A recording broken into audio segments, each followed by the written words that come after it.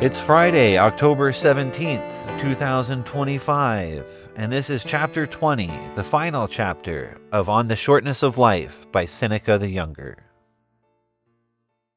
The default mood of the busy man is misery. He lives a wretched existence. He walks with strangers in a world somewhere between love and hate. If only they were willing to learn more about life, rather than be content to remain imprisoned by its supposed cruel brevity.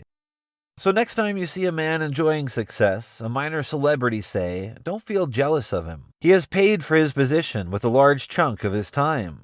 He will have expended a lot of his days to have his name known for maybe a year or so.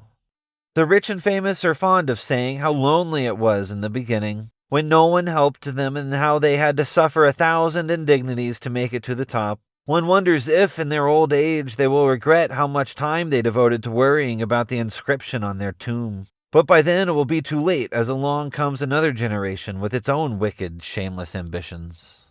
It's embarrassing to see an attorney who should have retired years ago pause for breath in the middle of a summation, or any man, for that matter, who is tired more by the sheer act of living rather than the demands of his occupation. There is one specific example that comes to mind which I have to mention. Tyrannius was an old man who, after he turned 90, was released from his official duties by an act of Caesar.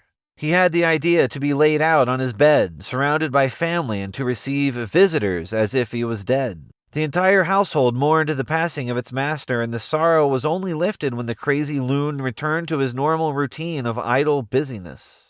Hard to believe that a man could become so bored as to get a thrill out of being dead for a few days. Many men come to this place. The love of their profession lasts longer than their ability. They fight a losing battle with the body and tell themselves that age is just a state of mind. A soldier can't be drafted after 52, and a man can't run for Senate after he turns 60.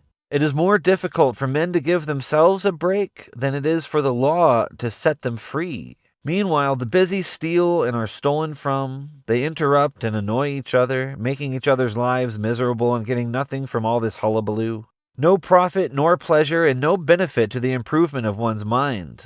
Everyone is in denial about death, and we all have high hopes for our time on earth. Some men even prepare for whatever lies after death, a necropolis of tombs, countless public dedications, blazing funeral pyres that can be seen from the stars, and ostentatious funerals worthy of demi-gods. But in the end, their funerals were just like their lives, over in a short burst of flames.